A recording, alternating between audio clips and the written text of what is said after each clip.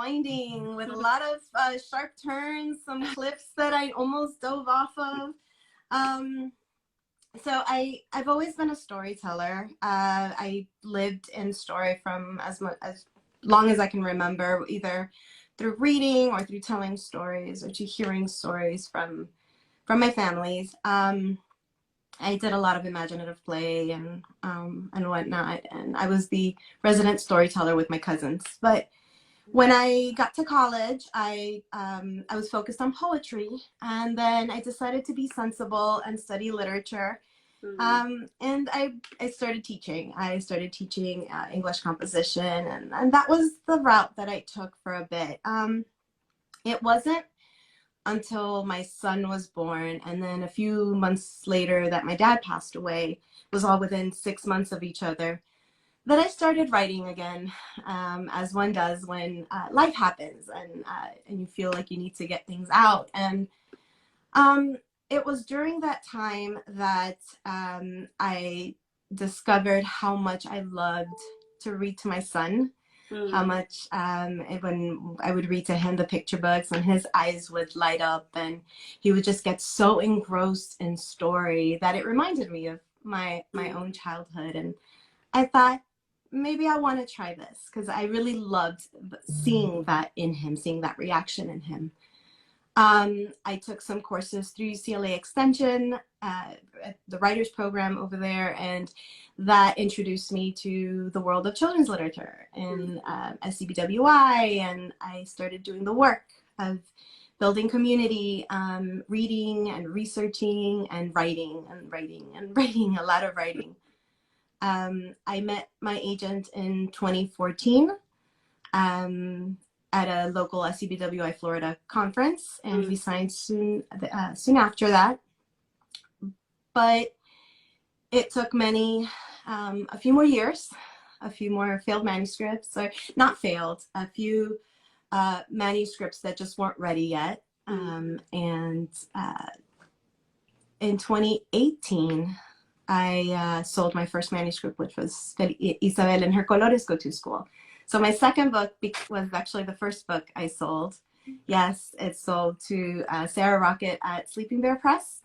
And then my debut picture book was the second book that sold in 2019 to Andrea Hall at Albert Whitman.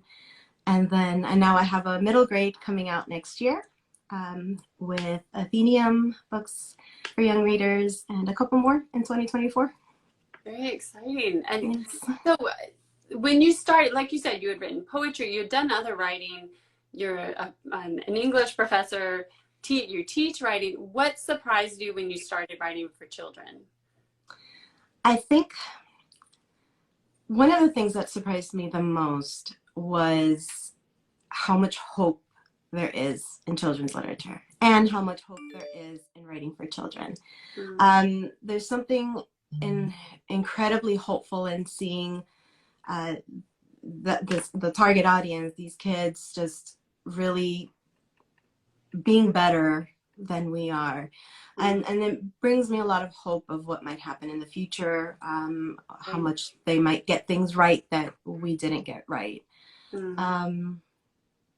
But also, I think it's because part of writing for kids, there is that, even in the tough subjects, there is that element of hope. And you've also said that that your background has really influenced your writing. You're the child of immigrants, and you said that experience with growing up with the two cultures has really influenced your fiction and your poetry. Can you talk more about that? Sure. So my parents they immigrated from Colombia to New York, and they, as adults, I was born here. My dad made it very clear early on that at home, you speak Spanish. At home, we are Colombia, basically. We consumed all the Colombian media, telenovelas, food, music. And then outside of home, it was different. Even though I grew up from sixth grade on, sorry, from six on, I grew up in Miami, which in a neighborhood that was predominantly Latine, specifically Cuban. So it's not that I didn't have the language around me, Spanish, when I was at school, but Right. it's, you know, school in the U.S. is in English. Everything is U.S. focused as it is, and there was this disconnect. The books that I read, Babysitter's Club, Sweet Valley Twins, Sweet Valley High, Right. none of them really looked like me or had, there were sleepovers. There were certain expectations that I had from navigating life in the US that were not really happening at home. Right. There were no sleepovers.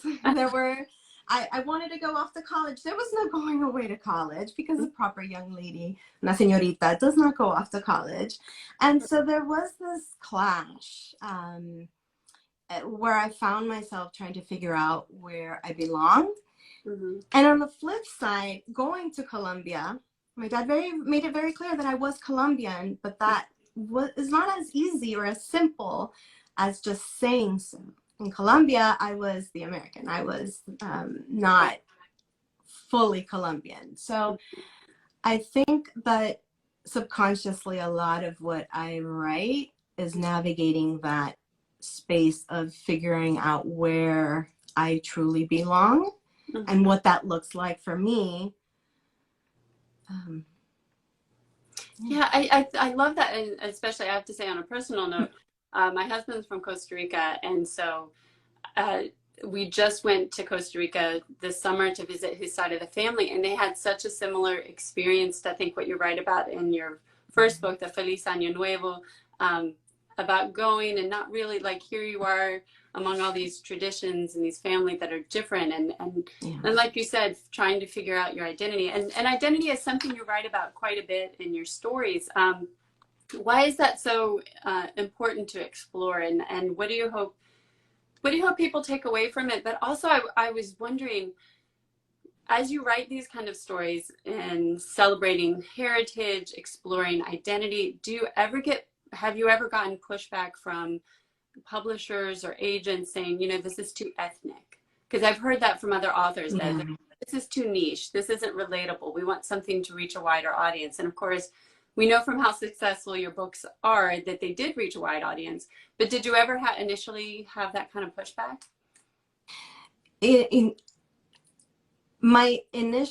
So I think overall I've actually been very lucky, and I don't know if it's just happened that my stories were coming out right around the time where there was this big push for the need for diversity in children's literature, and I do think that timing has something to do with it. But now that when you say too niche, it just immediately brought back comments that I've had, and they're subtle comments. There was never anything incredibly overt, but I have definitely had it's too niche and I couldn't relate to the character. And I will never forget actually a critique that I had by a well-known author who read one of my picture book drafts, and I will say it was a draft, so I know that there are things that were wrong, that weren't so great about it at that moment. But she had a really hard time with the parents, I guess, what she viewed as fueling the fear of a legend, of La Mano Peluda. And it was something along the lines of, you know, hey, you need to go to sleep. If you don't, La Mano Peluda might come out and get you, you know, behave. And it's a story that I grew up hearing. It's a story that is very common among Latine families. And one of the comments was, I don't think parents would ever do this. And I'm like, well, you don't know Latine parents. You don't know Colombian parents. Right. So I didn't set out to write, consciously say, this is what I want. I'm going to write about these themes. I think it just, because I write from a place of personal experience, I think it sort of comes out.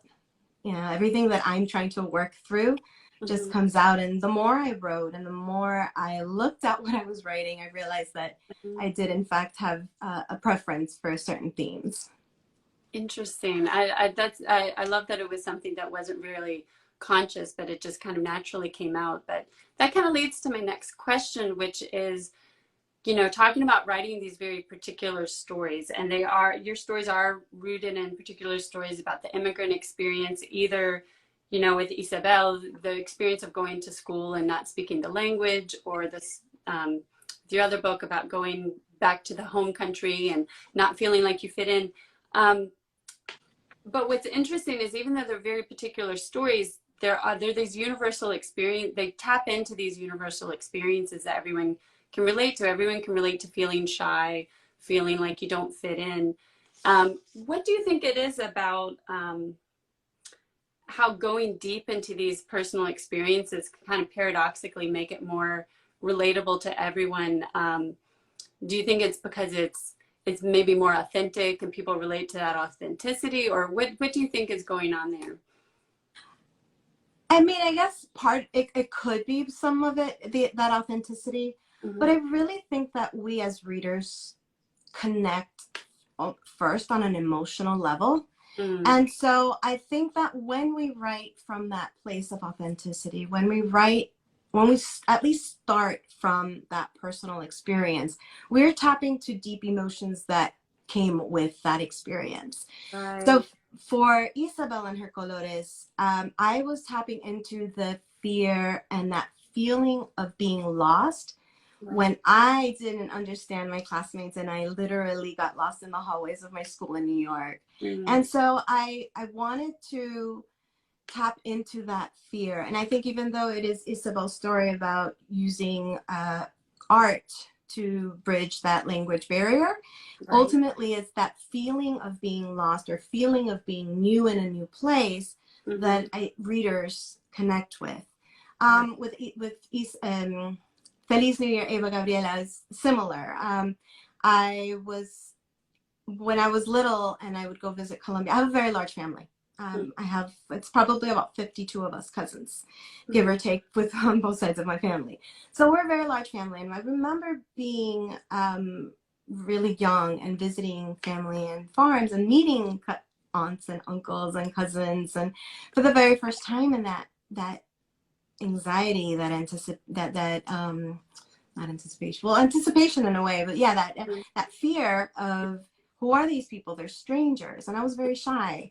And so even though it is a story of Eva visiting family, it's the emotions that she's going through and that feeling of being shy and meeting so many new people that I think readers end up connecting with. That makes a lot of sense, because I think that, like you say, the emotions are something people really do connect with. And speaking of that, then how do having more own voices, because you've talked a lot about that, about the importance of having own voices stories, you know, authors and illustrators can really help empower kids who are also from that group, but also help build empathy. So how does that relate to kind of what we were just talking about connecting on an emotional level? Well, I think with own voices, the concept of own voices, and one of the things that I gravitated towards when the term was first coined, is this idea that I get to tell my own story, and that is incredibly empowering. So I'm no longer relying on someone else to tell the story of myself and my experiences, but I am wresting that power back to me. And for kids especially, being able to see authors who are telling their own stories, and they're authors who look like them or who have lived experiences similar to them, it's empowering to them because it allows them to envision themselves as the heroes of their own story. Which I think when somebody else is telling our story, we get relegated to the sidelines. And that's certainly true. Initially, when I first started writing, I wasn't thinking that people wanted to read about Colombian characters, because it just didn't cross my mind that was something that could happen, because it was either Colombian authors writing about Colombians, or there's American authors writing about characters who were not Colombian, who are not like me. And so when students do get to see that, they get to think of themselves as heroes in their own stories, and that is very empowering. It also allows students who are outside of that culture or outside of that identity to be able to share in this shared humanity, and to view them, to put themselves in their shoes, and in doing so, being able to see them not as other, but as someone who is like me, different but similar. Right. I love that. And I also love how in your stories you give kids kind of practical ways that they can deal with these fears that they face. Like I love in Isabel and her colores that about using art to bridge a language gap, because that was something that was really helpful for us on our trip. I mean, that's such a beautiful way to teach kids how they can connect. But I do want to switch gears a little bit because we're coming up on time and talk about your upcoming book, which is really exciting because we mostly know you for your picture books, and now you have a middle grade fantasy. So can you tell us some about that? And also I was wondering, did you have a favorite legend growing up? You mentioned La Mano Peluda, or was there something else? Like what inspired the book? So La Mano Peluda was definitely one that I heard the most, but there were two that I was most intrigued with as a child and young teen, and those were the duendes, which are like elves, and then the Llorona, the crying woman. In terms of inspiration, it was a bit of a mashup. There was a sense of wanting to know more about Colombia. It's an incredibly biodiverse place with so much beauty that often growing up, all I heard was the negative and the microaggressions related to that. So I wanted to pay homage to that. But at the same time, and I wanted to pay homage to a lot of the stories that I grew up hearing, because my uncle would have, when I would visit, he had a farm, and in that farm there was a lake where there was a dragon, and there was the duendes in the bamboo forest, the copse of bamboo, and there was a witch that lived in a little shed that was there on the edge of the property. And my cousin to this day swears she saw a patasola in real life. And so I wanted to pay homage to all those stories and to the land of my parents.